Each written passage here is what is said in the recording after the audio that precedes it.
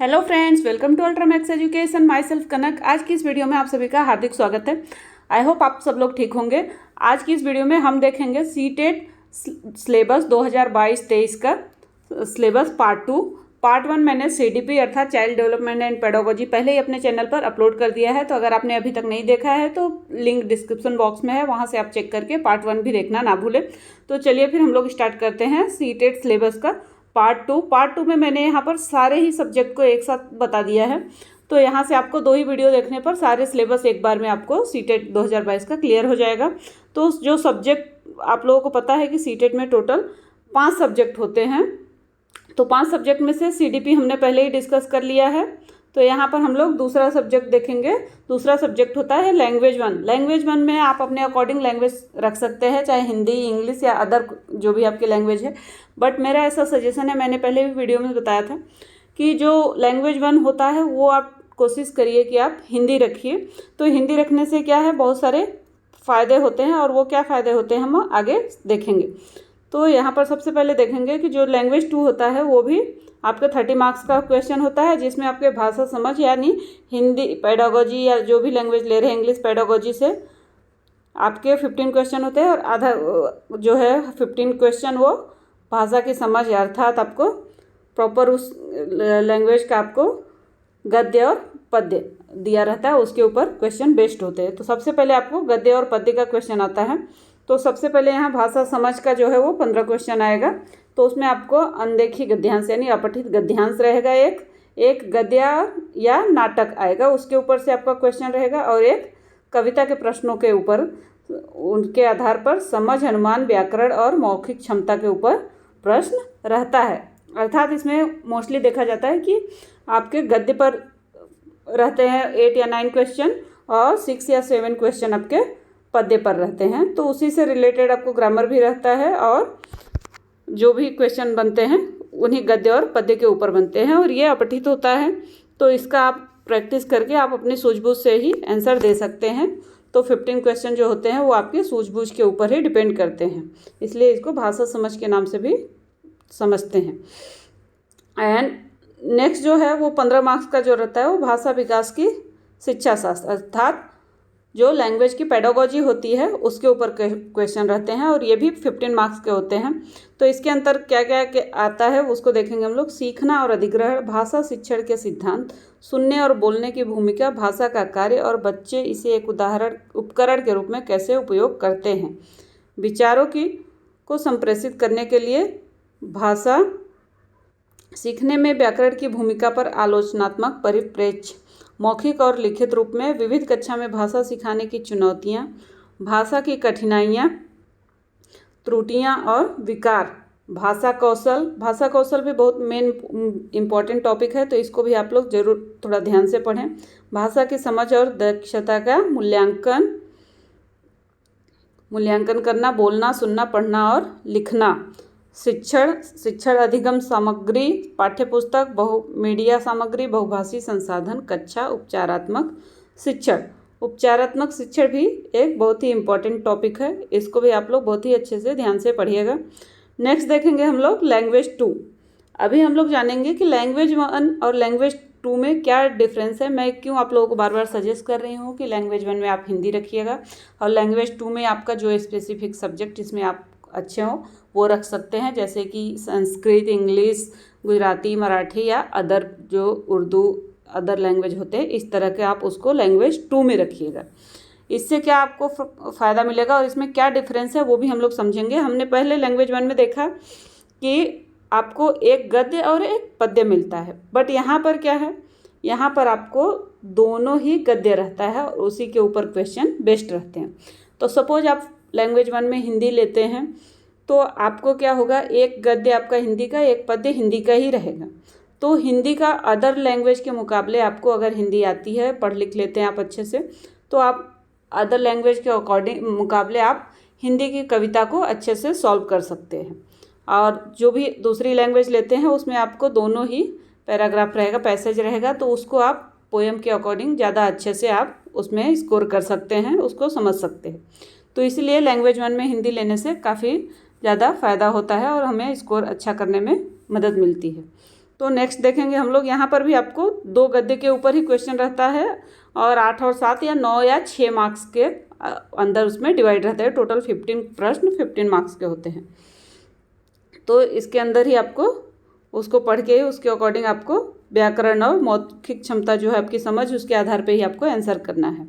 और नेक्स्ट जो यहाँ पर आता है बी पार्ट में, यहाँ पर भी भाषा विकास का शिक्षा साथ, अर्थात यहाँ पर भी लैंग्वेज की पेडागोजी ही आती है। 15 क्वेश्चन जो हैं, और उसके अंतर्गत क्या क्या आता है, सीखना और अधिग्रहण, भाषा शिक्षण के सिद्धांत, सुनने और बोलने की भूमिका, भाषा का कार्य और बच्चे इसे उपकरण के रूप में कैसे उपयोग करते हैं, विचारों को संप्रेषित करने के लिए भाषा सीखने में व्याकरण की भूमिका पर आलोचनात्मक परिप्रेक्ष्य, मौखिक और लिखित रूप में विविध कक्षा में भाषा सिखाने की चुनौतियाँ, भाषा की कठिनाइयाँ, त्रुटियाँ और विकारों, भाषा कौशल, भाषा की समझ और दक्षता का मूल्यांकन करना, बोलना, सुनना, पढ़ना और लिखना, शिक्षण, सीखने की सामग्री, पाठ्यपुस्तक, बहुमीडिया सामग्री, बहुभाषी संसाधन, कक्षा, उपचारात्मक शिक्षण, ये सब टॉपिक जो है ये लैंग्वेज 2 के अंदर आते हैं। अभी नेक्स्ट देखेंगे हम लोग जो सब्जेक्ट, चौथा सब्जेक्ट क्या होता है, वो मैथ्स होता है। वो सबके लिए कंपलसरी ही है, बट यहाँ पर मैथ्स के नाम पर काफ़ी सारे लोग डर जाते हैं, तो डरने की कोई भी आवश्यकता नहीं है। यहाँ पर भी जो 15 मार्क्स होते हैं वो आपके गणित के जो सम्स रहते हैं सॉल्व करने पड़ते हैं, और 15 मार्क्स जो है वो गणित की पेडागोजी, मैथ्स पेडागोजी से क्वेश्चन आते हैं, और 15 मार्क्स जो है वो गणित के सवाल होते हैं। उसको आपको बेसिक सवाल होते हैं, अगर आपने बेसिक मैथ्स पढ़ा हुआ है तो आप उसको ईजिली सॉल्व कर सकते हैं। तो बेसिक मैथ्स के अंतर्गत क्या क्या आता है वो उसको हम लोग देखेंगे। सबसे पहले आपको ज्यामिति आएगा, आकार और स्थानिक समझ, नंबर, जोड़ना घटाना, गुणा, विभाजन, माप, वजन, समय, मात्रा, डेटा संदर्भ, पैटर्न, पैसे, इन सब टॉपिक के ऊपर आपको सवाल आते हैं, उसको आपको सॉल्व करना होता है। और पेडागोजी के अंदर 15 मार्क्स के क्या क्या आते हैं उसको देखेंगे। गणित, तार्किक सोच की प्रकृति, बच्चों की सोच और तर्क को समझना, अर्थ और सीखने के पैटर्न और रणनीतियाँ, पाठ्यचर्या में गणित का स्थान, गणित की भाषा, सामुदायिक गणित, औपचारिक और अनौपचारिक तरीकों से मूल्यांकन, शिक्षण की समस्याएं, त्रुटि विश्लेषण और सीखने और सिखाने से संबंधित पहलू, नैदानिक और उपचारात्मक शिक्षण। जैसा कि आप लोग देख सकते हैं कि नैदानिक और उपचारात्मक शिक्षण जो है वो हर सब्जेक्ट में ही आता है, अर्थात आपकी जो पेडागोजी है वो आपकी ऑलमोस्ट सब सब्जेक्ट में सिमिलर ही रहती है। आपको उसको अच्छे से समझने की ज़रूरत है।